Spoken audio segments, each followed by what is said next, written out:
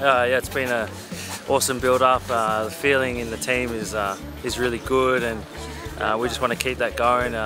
Hopefully we can do it again this Thursday night.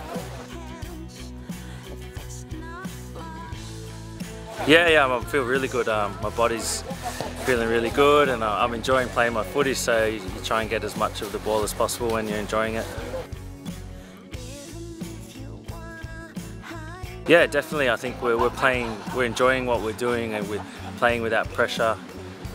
We've still got pressure that we want to play well, but it's not something that's bearing down on us. We're feeling good.